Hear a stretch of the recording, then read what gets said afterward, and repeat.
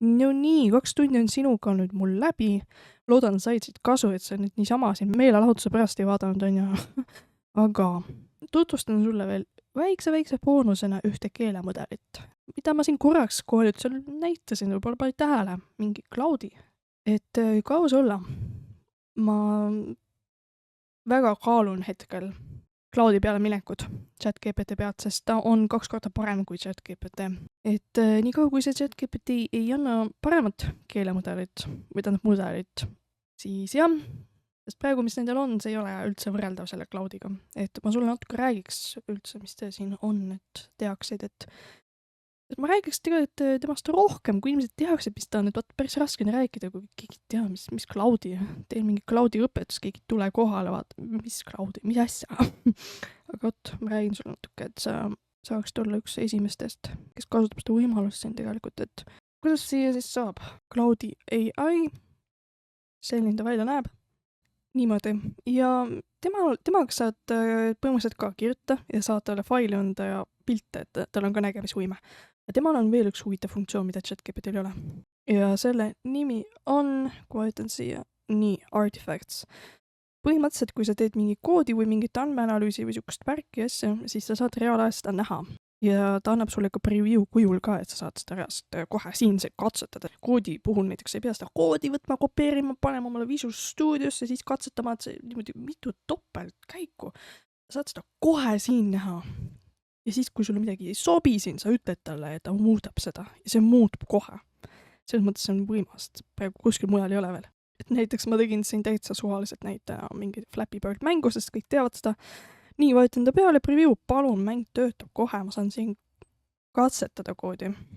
Vot. Selles mõttes, sellepärast ongi võimas, et sa näed seda koodi ja sa saad näha kohe siin, kuidas see välja näeb, et sa ei pea seda koodi kuskile sisestama. Ja see Cloudi, nagu näed, ta oskab teha nullist mänge. Ta oskab teha absoluutselt ükskõik mis koodi, mida ChatGPT ei oska. Ta on hästi palju teadmisi. Okei, kuule. Nii, et ma näitan sulle veel üht asja. Websim.ai. Et siin saab põhimõtteliselt, siin on internetisimulaator põhimõtteliselt. Et mida on kõik inimesed teinud. Et sa kirjutad siia, mida sa tahad ja ta loob sulle põhimõtteliselt ükskõik mis rakendust, veebisaiti, mingit mängu, muusikat. Näed õudselt palju asju ja need on kõik selle Cloudiga tehtud muidu. Ehk siis sa saad ka Cloudiga sarnast asja teha, näiteks mis mäng see on. Näed, see interaktiivne. Noh, tapsin ära ennast. Kas tulistab ka? Tulistab? Okei. Ja kuidas seda mängu luua, sa lihtsalt kirjutadki siia, mis sa tahad, et sa tahadki siukest mängu kirjada, kuidas see välja näeb, et ta teeb seda absoluutselt 100% sulle. Need on kõik interaktiivsed, siis on mingi kauplemise asi ka tehtud. Igatahes need on teiste inimeste tehtud, saad neid vaadata. Inspiratsiooni võtta ja saad Cloudist täpselt sama asja teha, aga Cloudil ma ei maininud, et sa saad 5 sõnumit päevast saad tasuta plaanil, aga tasuline plaan on täpselt sama hinnaga nagu ChatGPT selles mõttes, et parem siis Cloudile minna. Ja üks asi veel, mis temal on väga hea. Ta kirjutab inimlikult, nagu päris inimlikult, et sa ei saagi aru, et see on haigla kirjutatud, sellepärast see nagu vau. Vaat ChatGPT-ga tahab mingit teksti, ta paneb sulle mingit nõmedaid sõnu sinna, saad aru, et see on haigla tehtud. Et tema on põhimõtteliselt nii võimas, et oskab isegi iseendale kirjutada käsklusi. Et ChatGPT veel ei oska nii. Et näiteks sa ütledki talle, milleks sa tahab mingit rolli prompti, näiteks mingi Instagrami turundaja. Ta teeb seda, näed sa, ise kirjutab praegu. Ise kirjutab. Palun olemas. Jälle, kes see on? Facebooki sisulooja. Jälle. Ise paneb kõik punktid, sa ei peagi üldse mitte midagi siin juurde panema. Kohe võimas käskluse valmis ja siis sa saad seda käsklust kasutada ChatGPT-s lihtsalt. Nii et selles mõttes käsuinseneeria on surnud, sest keelemudelid oskavad ise luua endale käsklusid. Vot, aga paljud ei tea seda, jah? Aga vot sulle ma ütlen seda, et sa teaksid. Nii, blogi kirjutaja jälle täpselt samamoodi.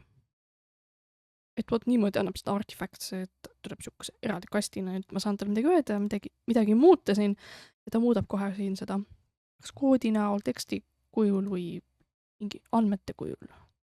Et tõesti soovitan seda kastada, et no laseb 5 korda päevas, jah. Aga sellega saad kohe selle tunde, et ei, ma tahan väga seda. Tahan rohkem, 5 päeva, 5 korda, see on nii vähe. Tekib tahe seda lihtsalt võtta. aga ma ei taha praegu topelt maksta, mul on nagunii see ChatGPT hetkel, nii kaua kui ma veel temast siin räägin. Sa tead, et see ka siin eksisteerib. Millest keegi ei tea veel, ma ei tea miks. Koolitus on selles mõttes ChatGPT-ga läbisin, et said siit kasu. Loodetavasti kui saanud, okei, kirjuta mulle, miks sa ei saanud, mis on probleemiks oli nüüd. Millest sa aru ei saanud, milles oleks tahtnud rohkem midagi näha. Äkki miski poolikuks, info läks kaduma, midagi juhtus, said halva kogemuse. Anna teada sellest, sest ma teen kohe paremaks. Ja siis annan sulle uuendatud kujul teda, et sa saaksid omale vastuse ikka kätte.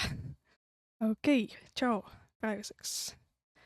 Näeme veel uudiskirjas, Instagramis, Facebookis, kus iganes.